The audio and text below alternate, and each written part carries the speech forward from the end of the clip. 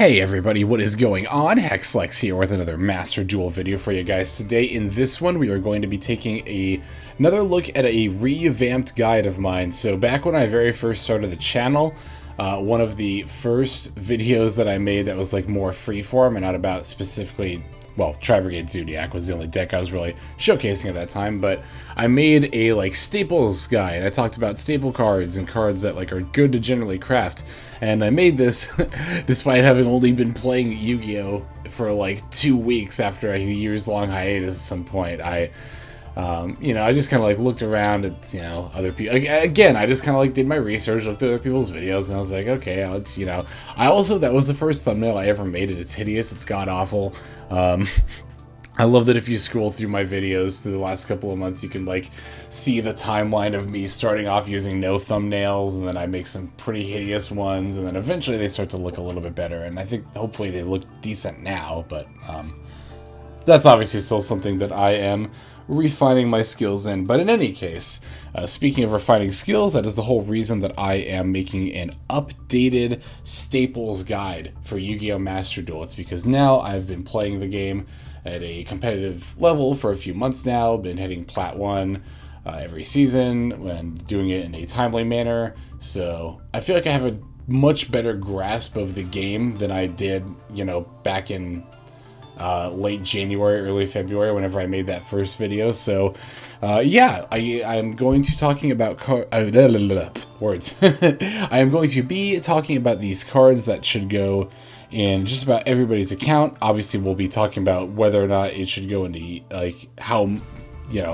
important it is to have in your account as we go through each individual card. But I mean, one thing you will notice about a lot of these cards, especially in the extra deck, but also in the main deck as well, is that they are ultra rares or super rares, mostly ultra rares. So it's very important to know which staples to craft for which deck and which cards in general are good to craft as staples. So what defines a staple, right? Well, to me, what defines a staple is a card that can be used in multiple decks, that sees play in at least like 2 or 3 different decks. 2 might even still be too few, but it also depends on which decks you're trying to build and which ones you want to play. That's obviously going to affect which of these cards you craft in which order, but all of the cards that I'm showcasing here can be used in at least like 3 different decks that range somewhere from tier 1 to like tier 3, or even a little bit below tier 3, like, that's what we call rogue. But I mean, you could definitely still hit Plat 1 with a rogue deck, like a deck that's just below tier 3. That's definitely not impossible. You can hit Plat 1 with just about anything, honestly, but as long as you're good enough with it. Okay, so I'm trying to figure out if there's a specific order I want to do this in. Yeah, actually there is. Let's try to do it in order of importance. I'm going to try not to skip around here. I'm going to start with the most important staples to craft, and then we'll go into more like niche ones afterward. And we'll talk about some budget options too, in case you don't have a lot of ultra rare craft points to spare. We'll do that for the main deck, and then after that we'll talk about extra deck staples, because that's a little bit of a different topic than main deck staples. Extra deck staples are inherently going to be a little bit more niche in their use, but it's still important to go over those. So, let's start with the most important of all staple cards. Ash Blossom and Joyous Spring.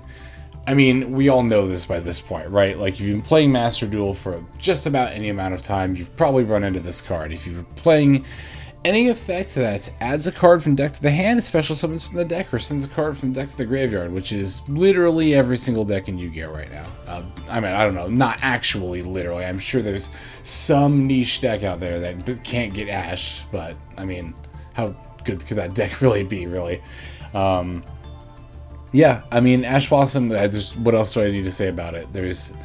Every deck in the game does one of these 3 things. They often do multiples of them, and a lot of them do all 3. So a lot of the meta decks especially can do all 3 of these things. So Ash Blossom and Joyous Spring is obviously very important to have.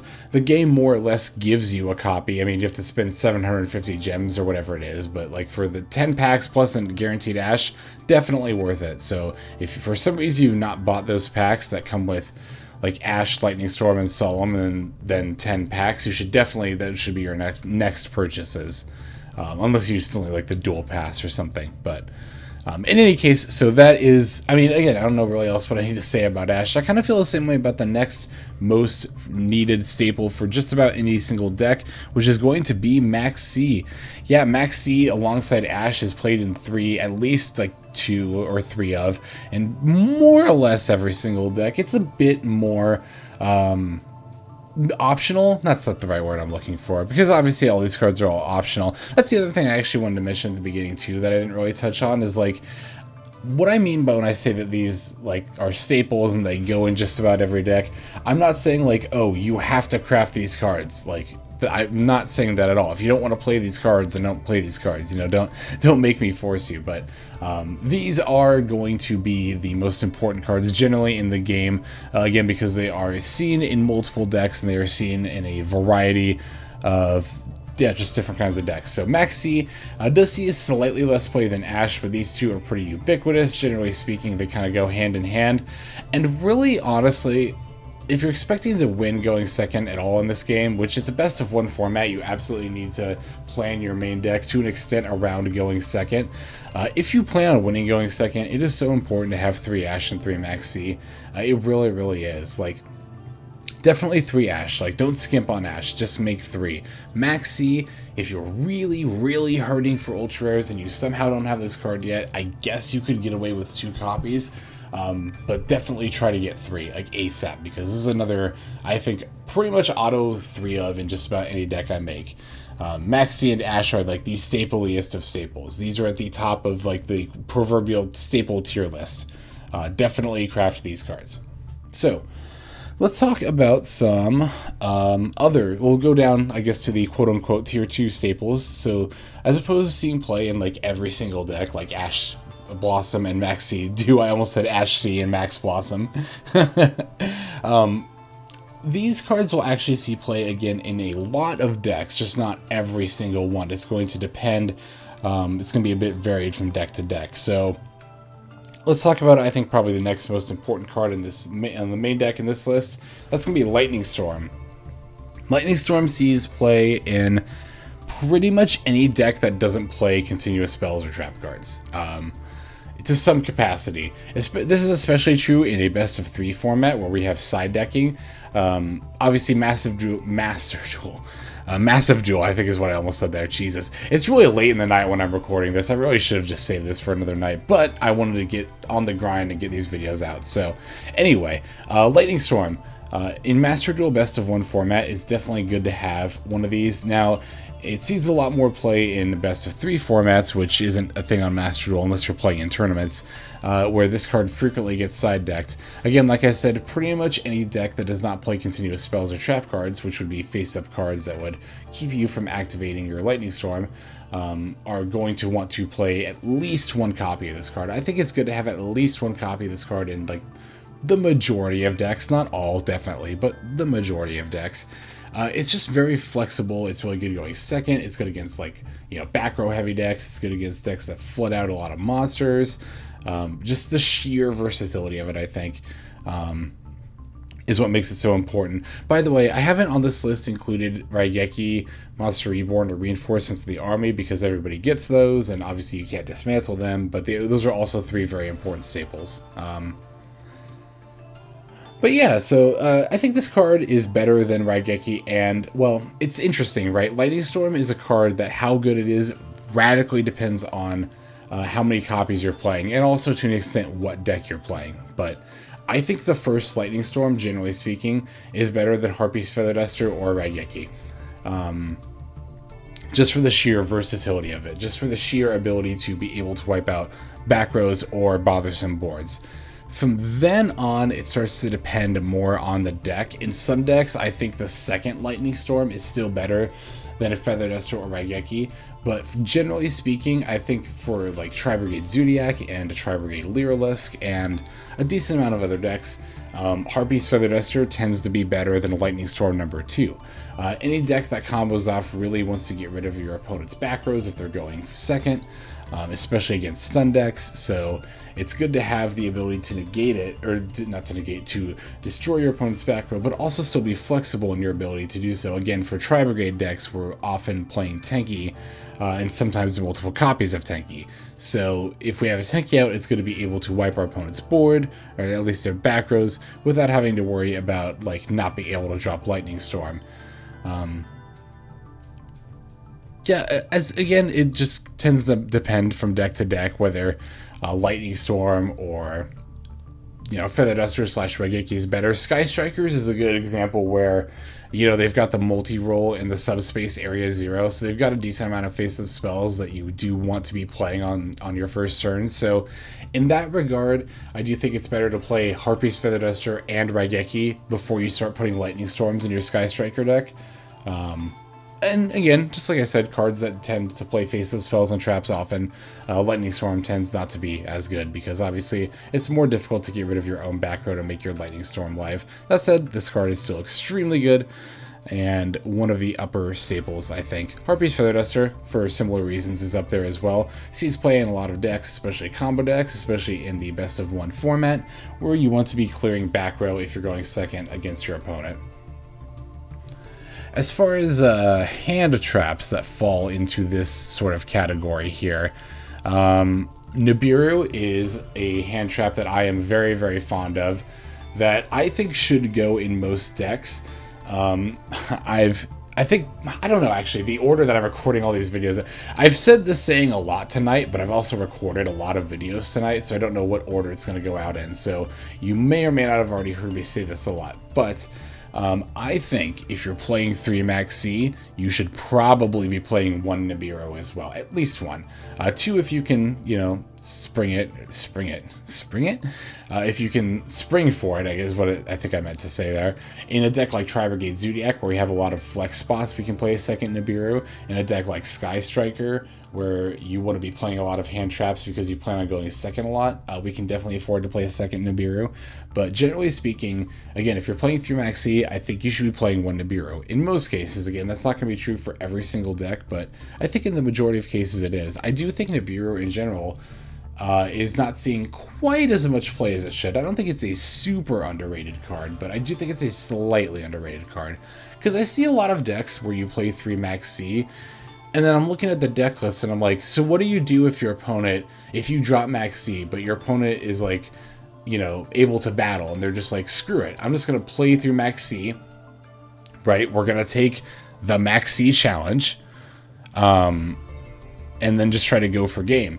I think it's important to have a means to punish your opponent for going off and doing a whole bunch of special summons and letting you not only get a lot of cards in your hand, but more importantly, draw through your deck. You need to be able to have a play not only to punish your to punish your opponent, but more importantly, to ensure that you don't die. Like, again, you could be playing through Max C and you could be having all the draws in the world, but if you don't have something that's going to stop you from losing the game that turn, you're just kind of SOL. And that's where Nibiru comes in, right? Nibiru able to wipe our opponent's board, summon the token of their field in defense mode so they can't attack with it, and you get a 3000 attack body on the board that's difficult to get over as well, even if your opponent can continue to combo off, which the vast majority of the time, if you time your Nibiru right, you can play it at a point where Nibiruing your opponent and wiping their board means they can no longer combo off. So I think this is a very, very important card to have in, again, I think a lot of decks, and more decks than are currently playing it, I think should be playing Nibiru. And again, if you can play multiple copies, if you can afford it in your deck, like, go for it. Not 3 though. I would not play more than 2 Nibiru.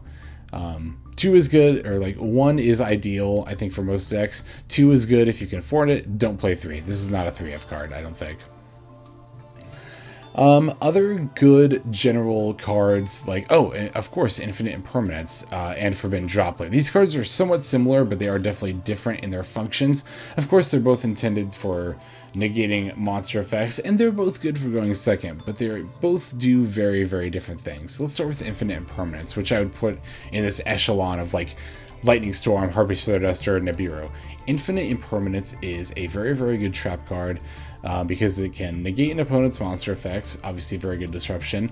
You can if you control no cards at all, you can activate it from your hand. So not only can you use it going second during your opponent's first turn, but if your opponent sets up like a floodgate monster, then on your turn, before you play anything, you can activate this from your hand, negate the floodgate monster, and then be able to go off. There is actually another use for this card that I really like that doesn't come up super often, but comes up often enough that it's worth talking about, and that's this effect here.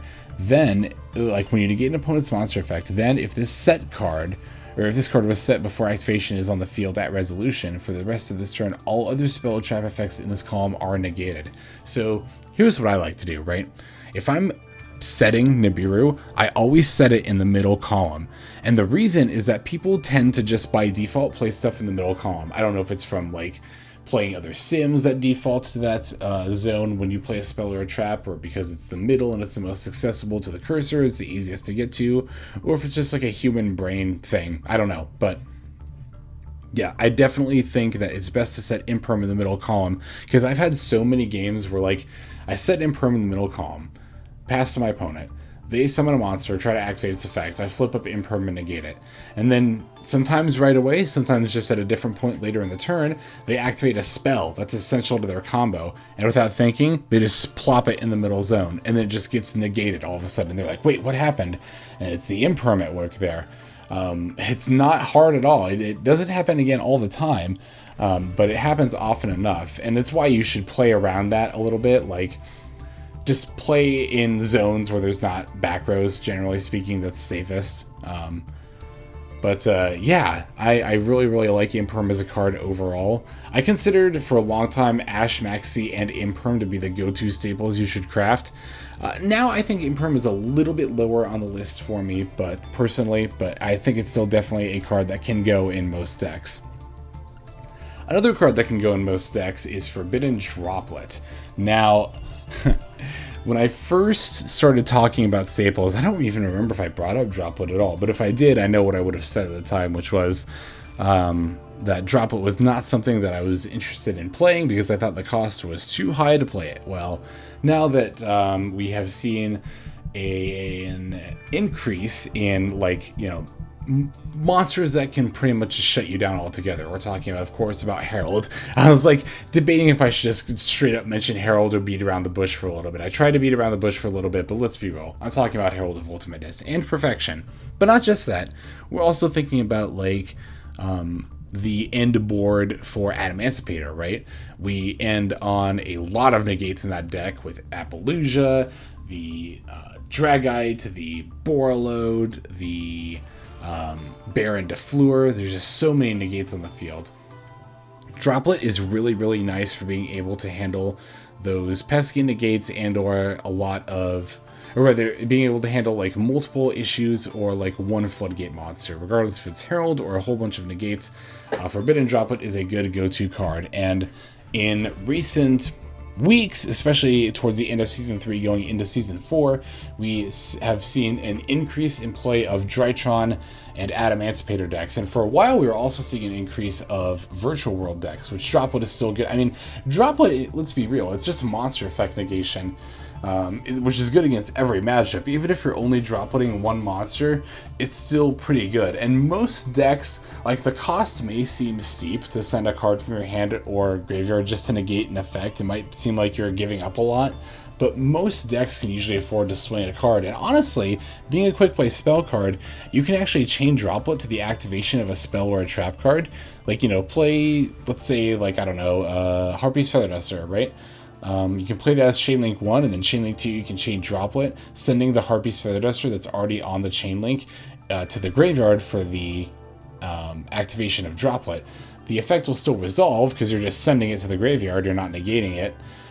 It'll blow up your opponent's back row still, and then you can also negate a monster effect. So yeah, not as hard to Droplet as you might think it would be. And in fact, for some decks like Tri-Brigade Zodiac, Droplet can even help us establish plays, right? If we have like a Kit in our hand, we can Droplet send Kit, and then Kit send Nerval, Nerval add Fractal, and then from there, like, the whole world opens up to you as far as plays go. So yeah, Forbidden Droplet is an excellent card, not only as like a kind of like tech against the current metagame, but just in general, I mean, I think it's generally just a great card, and I think it's definitely worth the craft. I was afraid of crafting this card for a while because I was just afraid it wasn't going to be that great. No, I definitely do not regret crafting this card whatsoever. So other spells that I would put in this like tier 2 of like staples, right, are definitely the Pot ofs, which would be Pot of Desires, Pot of Extravagance, and Pot of Prosperity, which I didn't even realize I hadn't even crafted a playset of yet. In fact, you know what? It's only super rares. We can just go ahead and make a set now. I'm sure I'm going to use them someday. That's how confident I am that this card is good, even though I haven't found a deck that wants to play it just yet. I know I'm probably just going to end up building it someday, so I'm willing to commit the 3 super rares to it now. Why not? Yeah, so these cards are all obviously really good for accelerating your game plan and getting you towards more cards. Pretty much every deck wants to be drawing more cards, and just about every deck, not quite every single deck, but just about every deck is willing to pay the cost for one of these spell cards.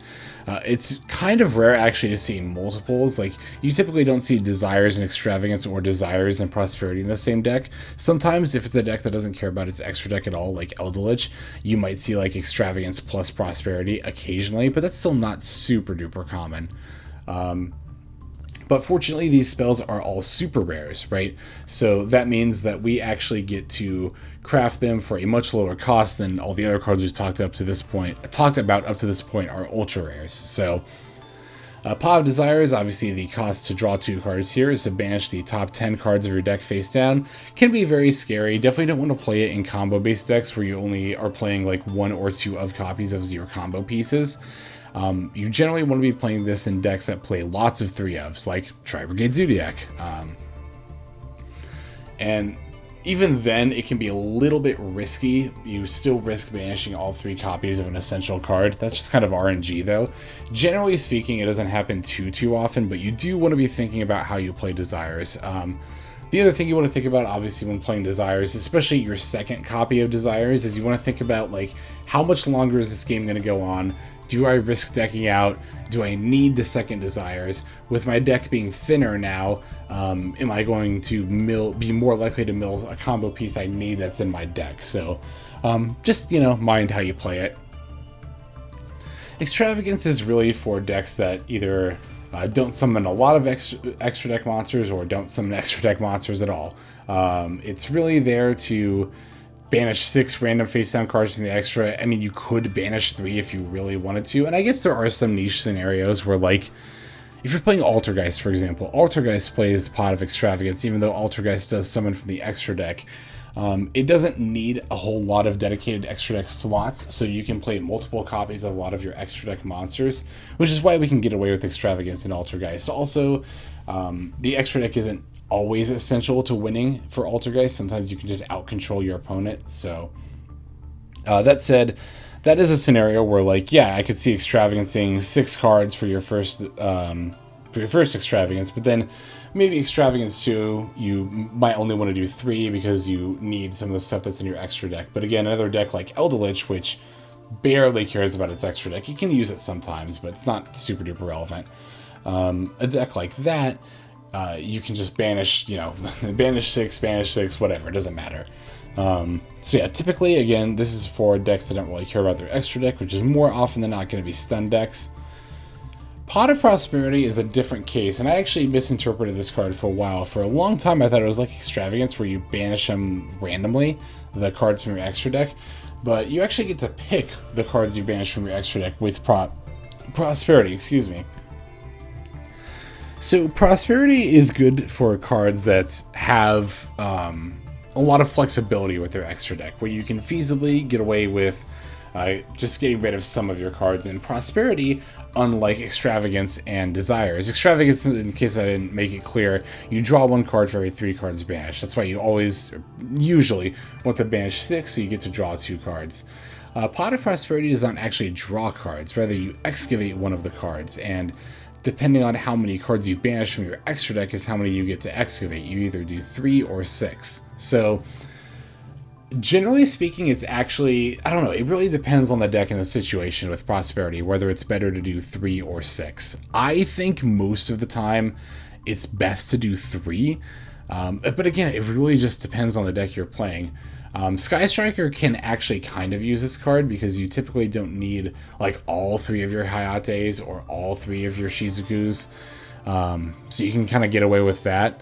That's the kind of deck where I could see you getting away with Prosperity. Again, obviously Eldritch, which doesn't really care about its extra deck at all, can definitely make good use of Prosperity. I'm trying to think of other... I know I've seen other decks use Prosperity, I just can't think of any off the top of my head, but this has a bit more of a varied use than Extravagance, which Extravagance is pretty much exclusively used by stun decks right now. Let's see, other staples at this level.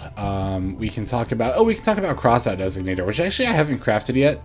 As you can see, I am actually still lacking copies of it. I do think Crossout Designator is a pretty good card. A lot of people viewed it as, oh, called by, oh my god, what am I doing? Okay, let's talk about Call By, which somehow wasn't in here until now. Good lord. I knew I was forgetting something. I was looking at this list and I'm like, I'm missing a staple. I'm missing a staple. What is it? What is it? It's Called By. Called By is definitely far more up on this list. I would dare put Called By like almost at the level of Ash and Max C. If you're playing any sort of combo-based deck that cares about, you know, hand traps resolving against you, you should definitely be playing Called By. I play Called By in Tri-Brigade Zodiac, I play Called By in Adamantipator, I play Called By in Sky Striker, I play Called By in Bird Up. Yeah, Called By is just an extremely good card. It's able to hit, obviously its main use, the one it's most known for anyway, hitting hand traps like Ash, like Max C, being basically an insurance card that allows your combos to go off successfully. However, Call By does also have other uses. For example, against Eldritch, which you might think like, oh, this Eldritch doesn't play a whole lot of hand traps, it's mostly about floodgates, right? So Call By wouldn't be as good. Well, no, the Golden Lord activates in the graveyard, so obviously negating and banishing it so they can't use it anymore is very good. There's other like niche scenarios, like against the Heretic Link monster, the Link 2 that sacks itself to bounce something. Anything that sacrifices itself to activate its effect, you can negate with Called By. Yeah, it's just a really versatile card, and it's an extremely powerful one. If you're playing any kind of combo-based deck, I think it's very important to have Called By in your deck. Now, there's also Crossout Designator, which is kind of seen as an alternative to Called By, but also like Called By has some more uses. I think Crossout Designator gets better the more popular your deck is. So like for Tri-Brigade Zodiac or Drytron or Adamanticators, yeah, I could definitely see playing Crossout Designator. And why is that important? Well, for one, I mean, the main use, like I said, is to negate hand traps, right? Like if we're playing Ash, Max C, Nibiru, if you're playing Crossout Designator, and you should definitely be playing a Nibiru, I think, by the way. You know, Lightning Storm, Infinite Impermanence, you can even use it on Call By. We're all playing these staple cards, so Crossout Designator can be used to stop any of them. But Crossout Designator can also be very useful in a mirror match, which again, you are much more likely to face if you're playing a deck like Tri-Brigade Zodiac, like Drytron, like Adamantipator, which do not only care about hand traps and want to stop them, but are also very frequent on ladder, so you can stop not only a hand trap, but like any effect in the mirror match. So that's really, really cool. My main thing with Crossout Designator is that I think I actually said this about Droplet, and it's like, am I really just making an excuse to not craft it? Crossout Designator I think is better in a best of 3 format than it is in Master Duel's best of 1 ladder format. That said, Crossout Designator is still a good card to include in your main deck for ranked format. So this is really just a case of I haven't gotten around to it. I mean, not for lack of having like materials. I know. I'm such a hoarder. I'm like Smog sitting on my pile of CPUR or ultra rare craft points. Yeah, Crossout Designator is definitely on my staple list. Like, I mean, it's pretty much the next staple I would craft if I was willing to invest ultra rare craft points into more staples as opposed to going into a new deck, which is what I'm currently thinking of doing with my craft points right now. So. Yeah, I don't really have much else to say. If you're playing a popular meta deck, like again, the more played your deck is, the better Crossout Designator tends to be, or the more stable as you're playing, the better Crossout Designator tends to be there. So I think next on this list to go over is the Psyframe cards, Psyframe Gear Gamma, and then of course the Psyframe Driver, which you have to play if you're playing the Gammas. Gamma is a very, very good hand trap, as in that it can not only negate but destroy any monster effect. Yeah, you negate and destroy it. And also it can be used, it's not limited to once per turn. So if you're, since it summons from deck, this card can be ashed, but if you ash a Psyframe Gear Gamma, your opponent can just activate it again later. It's not that big of a deal. Which I've actually made that mistake on videos before, so don't worry, it happens to the best of it. Not that I'm necessarily the best of us, it's not what I meant to imply, but whatever. In any case, I think this card is pretty good for decks that have lots of extra main deck space, because in order to get the negate, you have to also be able to summon the Psyframe Driver, which is, as you can see, just a vanilla level 6, 2500 attack monster. So if you want to play the Psyframe Gear Gammas, you do have to be willing to put this in your deck. And for the most part, I'm honestly not willing to put this in my deck. You know, this card is actually pretty good in Tri-Brigade Zodiac, I'm not going to lie. I just don't want to play the Psyframe Driver in my deck, so that's why I don't play it. But still definitely an extremely valid choice. Definitely no shame in playing the card. Well, obviously no shame, but it's just a good card. Obviously, it's on the staple, you know, list. You would think it would be a good card. So, let's see here. Oh, Effect Veiler was the next one I wanted to talk about. Effect Veiler is one of the older hand traps, quote-unquote older. It was 2010. I mean, there are older hand traps like DD Crow, which is also not on this list. I can't believe I forgot that one as well. Although DD Crow is not really like a super wide use staple, it's going to be a little bit lower on this list, but actually my frame of reference for this list was I literally just went to MasterDuelMeta.com, good old Master Duel Meta, and if you actually search for individual cards, you can search by popularity, and that determined a lot of what went into this list, because it accounts for popularity across like all different tournament and Platinum 1 decks that are submitted to the site. So and then, you know, Wonder of Wonders, Ash Blossom, Maxi, and actually Called By were the top 3 on that list. So those are the 3 most played cards across every deck submitted to that website. In any case, Effect Veiler and DD Crow are kind of like more niche use hand traps. They're still actually, you know, fairly good. Like, Effect Veiler is just straight up a monster effect negation. And DD Crow is just a straight up banish. DD Crow is pretty good against, like, the Tri-Brigade monster effects, as well as Cyber Angel Ben 10, because the way that it works is, since those effects activate on a separate chain link, they have to stay in the graveyard for the resolution of a chain in order to actually get the effect. So if you, let's say you special summon Chaos by discarding Kit. If I respond to the special summon of Chaos by discarding DD Crow and banish the Kit, then you actually don't get the Kit's effect. And the reason it quote-unquote negates the Kit is because the game doesn't check until after the resolution of the current chain link as to whether it can then begin a new one. So the chain link between Karos and DD Crow resolves. Karos is summoned, or sorry, Crow resolves first, banishing the Kit, and then Karos is summoned. Then at this point, if Kit was in the graveyard, the game would be like, okay, now we can start a new chain link with this Kit. But since at the resolution of the current chain link, Kit is no longer in the graveyard, it has not been sent there, it is now banished, then there's no opportunity for the game to start the new chain link.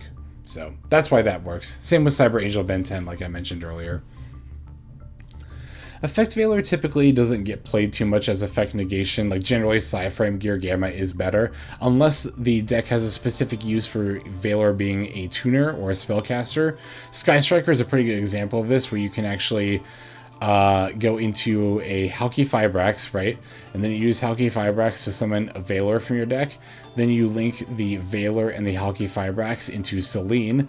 Selene, as long as there's at least 3 spells between the graveyards to get 3 spell counters, you can remove one of the counters to bring back a spellcaster. That'll be the Veiler you just summoned. And then from there, you can link the Valor and the Selene into an access code that'll have 5300 attack because you used the link 3, and then you've even got 2 link monsters in the graveyard of different attributes to go ahead and start popping stuff. So that's the most common use for Valors in decks like that. There are other decks that can make use of it as a level 1 tuner for synchro summoning as well, but those tend to be the decks that Valor gets played in. Terraforming is kind of this more niche caliber as well. Obviously, if you're playing field spells, just play Terraforming. You know, I don't really know what else to tell you about that. Do you have a field spell in your deck? Yes, play Terraforming. Do you not have a field spell in your deck? No, don't play Terraforming.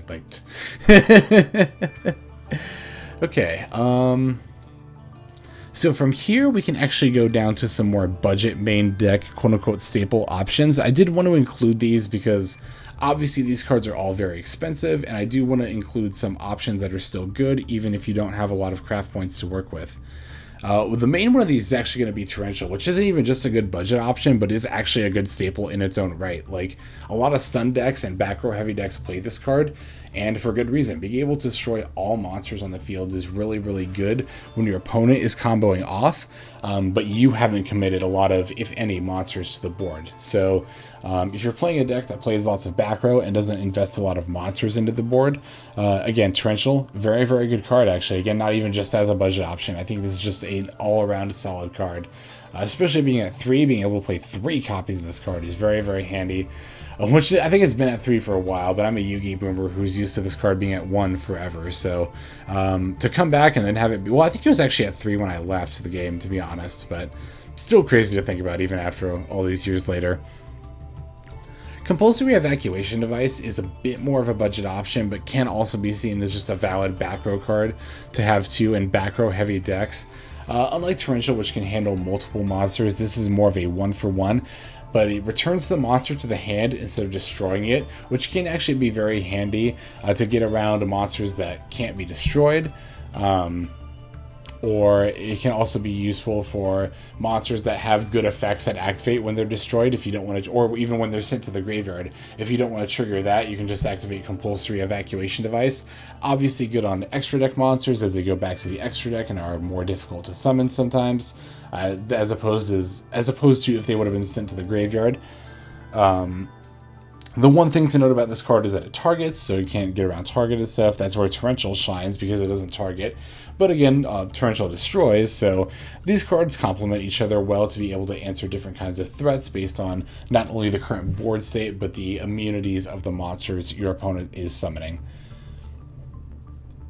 We also have Forbidden Chalice, which again, in some decks is in its own right actually a solid option and not just a budget option. Forbidden Chalice, being able to negate the effect of a monster on the field and give it 400 attack points as a quick play spell card is very good. The attack boost means it can be used in the damage step, unlike even Infinite Permanence and other monster effect negations, monster effect negating effects. It just sounded weird when you say it like that. Chalice being able to be used during the damage step can come up quite handily in some niche scenarios. Additionally, Chalice granting a monster 400 attack points can actually be relevant to your board. Sometimes 400 attack is the difference between you and that Floodgate boss monster you can't run over, so you can just go ahead and Chalice it up and just run it over and then make your plays from there. So I really like Chalice as a budget option, but also it can be useful in decks like Sky Striker. Having effect negation that is a spell, loading up spells in your graveyard for your Sky Striker spells is pretty good. Or if you just want more effect negation in addition to like Imperm, I think Droplet plus Chalice is probably a bit too much, but Chalice is a good budget alternative for Droplet, definitely. Just know that your opponent will, you won't be able to negate like a Herald with it because your opponent will still be able to respond, or something like a Borlud or a Baron that has an Omni negate. The reason Droplet is so effective against those is because you discard a monster, or you send a monster, and then your opponent can't respond with monster effects. Chalice does not have that guarantee, so you do have to be mindful of that. And then the final main deck staple kind of card I want to talk about, which this I do consider a budget option. It's still a fine card, but, you know, still just think that it's not... I wouldn't run it unless I was specifically doing a budget-based kind of deck. But, yep, that's Lost Wind here. Lost Wind, another card that can negate monster effects. It only negates special summon and monster effects, and it does have to be set first, which is why it's definitely weaker than Infinite Impermanence. It does actually have one advantage, though, which is that if your opponent special summons from the extra deck, you can actually reset Lost Wind. Now, you can't activate it that same turn, because trap cards cannot be activated the turn that they're set, but it's definitely still a nice little effect to have there. Oh, and you know what? I guess I just did realize that I missed out on Solemn Judgment and Imperial Order. Yep, Solemn Judgment is good for decks that play lots of back rows because it can be useful against effects like Harpy's Feather Duster and Lightning Storm that destroy multiple back rows. Same with actually Twin Twister, which you could argue could be put on this list. Yeah, we can include Twin Twister. Twin Twister is a decent like budget option if you don't want to throw in some like Lightning Storms or Harpy's Feather Duster, but not even just as a budget option. Sometimes it's good to have over like Lightning Storm if you're playing lots of face-up spells and traps, but you're still concerned about back rows. If you're playing lots of spells and traps in general, whether they be floodgates or not, it's good to have Solemn Judgment, again, like I said, just to protect them. Solemn Judgment also obviously a very good just general negation card. Being able to negate any summon or spell or trap card is pretty darn powerful. And again, you know, you get Solemn Judgment along with Lightning Storm and Ash with those special packs, so... even just like the Tech 1 Solemn Judgment can be good, and even like combo-based decks, it's a good going first card. If you're playing a best of 3 format, it can be good to side in Solemn Judgments if you know you're going first. Imperial Order, which is the other trap card that's an old man pointing. I just realized that. Imperial Order is definitely a bit more niche use. You really want to play it in decks that you don't care about your own spells being negated. This being like Altergeist, Eldelich. Trizu can actually get away with Imperial Order. Actually, in my early variants of playing Trizu, I was playing Imperial Order. Because once you've got your board established with like your Link monsters and your Revolt, you really don't need your spell cards after that for the most part, so you can just go ahead and flip up Imperial Order.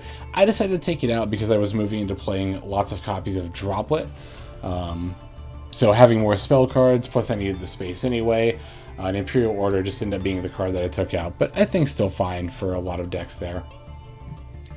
Alright, let me just go through quickly here and make sure I didn't miss anything in my list, that I've talked about all these cards in at least some capacity, and it looks like I have. So now let's talk a little bit about extra deck staples. Now, extra deck quote-unquote staples are a lot more niche use than the main deck staples.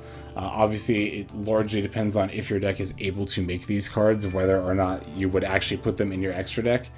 And as you can see, the vast majority of them are Link monsters, which are more easy to summon than like Synchros or Xyzes, and definitely Fusions. But yeah, indeed, we only have one of each Synchro and Xyz I really have here in the staple list. The Synchro is Borreload Savage Dragon. If you're playing any extra deck that has the ability to Synchro Summon and also plays Link monsters, you probably just want to be playing this card.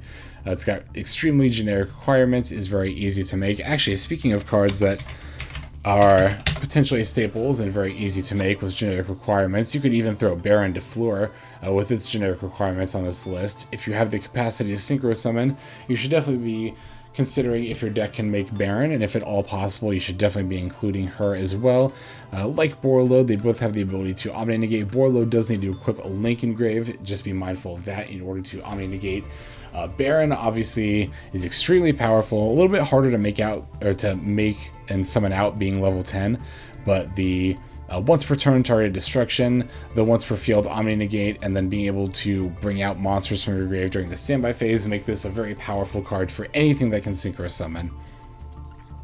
Just like Zeus here is extremely powerful in literally any deck that can Xyz Summon. You attach it to an Xyz monster. If an Xyz monster battled, you can do it during the main phase too. And then, yeah, you just detach 2 materials from Zeus and nuke the whole board. It even sends, it doesn't destroy, so that protection doesn't actually get around Zeus. Yeah, just overall very powerful card. Good for leveling the playing field if your opponent comboed off. You can just sneak one attack in with any Xyz monster, like Borbo and Trizu, or Sybil Nightingale and Bird Up. And then from there, yeah, just Zeus your opponent's established board, And if you've set up your Xyz materials right leading up to the Zeus play, you could even potentially get multiple uses off of it. Very, very handy card. Looking at the Link monsters here, anything that's playing level 1 monsters should probably be playing Link Karibo. It's a good enabler if your level 1 monster has an effect that activates when it's sent from the field to the graveyard, which a fair amount of them do. Also good just general stall tactic. Can be used to set your opponent's monster's attack to 0, keep you from losing the game. And you can also tribute level 1 monsters to keep bringing it back and reusing it if you need to. That typically doesn't happen too much, but yep, just generally speaking, if you're playing level 1 monsters, you probably want to Link Karibo. I haven't gotten around to crafting it yet, but that's alright. Almirage is really useful for decks that want to, similarly to Link Karibo, this is more useful for decks that have a combo piece that they want to send to graveyard that gets normal summoned. Like in Tri-Brigade Zodiac, this is Kit and Nerval. This Almirage can actually enable some lines of play with that. Has similar uses in like Bird Up as well. You can play Almirage and set up plays by like sending your Cobalt Sparrows to the like linking away your Cobalt Sparrow, and then potentially special summoning Barrel Canary. And then using Barrel Canary's effect to get back to the Sparrow, and then you can start making plays from there. So sometimes in order to start your combos, you need to either send a small monster to the graveyard or have one in graveyard to activate another effect, and Almirage is definitely helpful for doing that. Crystron Halki Firebrax is obviously very good for any deck that runs tuners. More often than not, in the vast majority of decks, you're going to be summoning Mecha Phanabeast O-Lion off of the Halki Firebrax, because the O-Lion leaves behind a token when it's sent to the graveyard, which can be used for more Link plays or Synchro plays, just depends on what kind of a deck you're playing. But suffice it to say, if your deck has any amount of tuners, you should consider whether or not you should play Halki Firebrax. I mean, not Ash, but we'll not include Ash in that, but I mean, you can use Ash if you need to, but if your deck includes other tuners, then Halki Firebrax is a good fit. Or, in the case of Effect Veiler, with the Sky Striker play that I mentioned earlier, Halki Firebrax can actually be used to enable combos. I'll talk about Celine briefly, since I just touched on her with the Sky Striker play.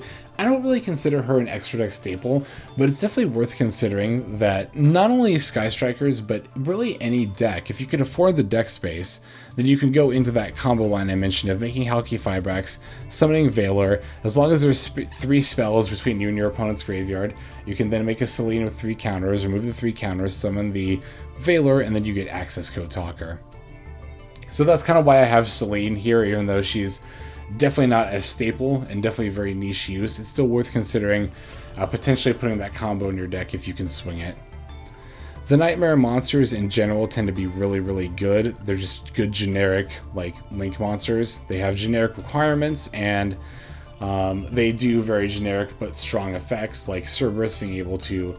they all require a discard to activate their good effects, but like Cerberus can pop a special summoned monster in the main zone, which now that we're in Master Duel 5 is very, very good. It can handle a lot of extra deck monsters. Nightmare Phoenix, good for blowing away back row. Nightmare Unicorn is really good for shuffling something back into the deck, which is a really good way to disrupt the opponent, because it's targeted, yes, but it's not destruction. And it doesn't send something to the graveyard, so it doesn't trigger those kinds of effects, and it gets around destruction protection as well. Nightmare Unicorn also really good in conjunction with IP Masquerena, which is our next Link monster here. They're often used together. Basically, the idea is that you use IP Masquerena during your opponent's main phase to link summon Nightmare Unicorn, and then you're able to disrupt your opponent's plays by shuffling something back and interrupting their combo, or if it's susceptible to Nightmare Unicorn, just getting rid of their boss monster outright. Union Carrier is good in few decks. It just kind of depends, honestly, on the deck, whether or not you can make Union Carrier and also have a good effect to send to graveyard. The most popular uses for it are in Drytron and Adamancipator. In Drytron, you're equipping Eva, either to the Union Carrier itself or to another one of your light monsters, and then getting rid of that card, thereby sending the Eva to the graveyard and getting your searches for more Herald fuel. In Adamancipators, we're typically attaching the Dragon Buster Destruction Sword to Buster, or to the Borload Savage Dragon to lock our opponent out of the extra deck. However, we can also use it to attach Block Dragon to an Earth monster, send it away as a material. That sends the Block Dragon to the graveyard, which will then trigger its search effect. Vert Anaconda is obviously very useful in pretty much any fusion deck. Most fusion decks play a spell that says fusion, you know. So I haven't really played any fusion-based decks, which is why I've not yet crafted Vert Anaconda. However, I do believe it is again, if you're fusing, you should probably just have this card in your extra deck. It's got really generic requirements, just needing to affect monsters, so it's not difficult to make.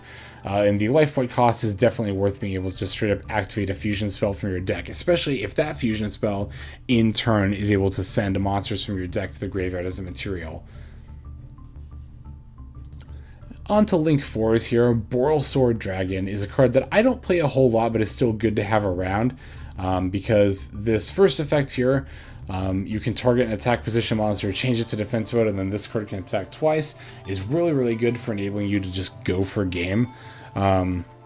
Note that this is a quick effect, which means you can use it during the battle phase, which means you can attack with your attack position monster, and then activate Borload's effect to switch that monster to defense mode, and then enable this thing to attack twice. Which, ideally by that point, you're getting 2 direct attacks, which this card by itself is 6,000 damage, so definitely not hard to finish your opponent with Borload Savage Dragon in decks that can afford to fit it in the extra deck, and can afford to make it. It does take 3 effect monsters, that is important to note. But yeah, any deck that can afford to make it and has the extra deck space should probably be playing this card for its ability to close out games. Appaloosa is a Link 4 that you're probably extremely familiar with. It's one of the more common Link monsters to see on turn 1. Very, very generic requirements, only needing 2 monsters with different names as long as they're not tokens. Obviously, the use for Appaloosa is to stack on as many negates as possible to negate monster effects on or as many materials as possible, to give your Appaloosa as much attack as possible, and in turn, as much monster effect negation as possible. Generally speaking, I don't like to leave a 2-material Appaloosa on the board by itself. I try to make Appaloosas with at least 3 materials if at all possible. 3 is the most common number, I think, for most combo decks to make Appaloosa at. If you can go for 4, great. Then your Appaloosa is at 3,200 attack and you get 4 monster effect negations, but just know that 3 is typically where you want to be. 2 isn't bad if you have other threats on the board to pair the Appaloosa with. That's acceptable, but I wouldn't leave a 2-material Appaloosa out by herself. She's just too susceptible to getting run over by a normal summoned monster. And finally, we have good old Access Code Talker, who is another Link monster we're probably all familiar with by this point. Any deck that uses a significant amount of Link monsters should be playing Access Code Talker for its ability to not only uninterrupted, because this card's summon and effect cannot be chained to, they can chain to the summon, they just can't respond to the effects of this card. But, yeah, obviously this card can uninterrupted pop your opponent's board, and if you use a Link 3 monster as a material, it comes out with 5,300 attack points, which is often enough to help close out the game. Even using a Link 2 monster and 2 other monsters is still good, because it can still come out at 4,300 attack points, which is obviously still a very large threat. Access Code Talker, as we all know, is like the staple Link boss monster. It's one of the most important ones to have, again, if you're playing a significant amount of Link cards. Okay, so, holy shit, I talked for almost an hour about all these cards. I definitely did not plan that. I thought this was going to be like a 30, maybe 40-minute video. I went on for almost an hour, so yeah, that is, I guess, the definitive staple guide. Like I said, I pulled all these cards from the most popular cards as of MasterDuelMeta.com, and then obviously we chucked in a few more here and there. If I missed any cards, feel free to let me know in the comments, and I can even respond to let you know what I think about that card and what kind of decks it can be played in. I hope people were able to find this video useful. I want to make more generic, not generic, that's not the right word, more general purpose content, as opposed to specifically focusing on gameplay or a deck breakdown of, oops, sorry, I bumped the mic there, of specific decks. So if you like this style of video, feel free to let me know down in the comments, and also like the video as well. And yeah, I would greatly appreciate that. I also greatly appreciate you watching all the way to the end like this. That's frankly incredible for a video this long. So yeah, since we're getting up there on time, I'm just going to go ahead and call it here. So guys, that is going to do it for this one. Without further ado, this is XLex signing out. I hope you have a fantastic day.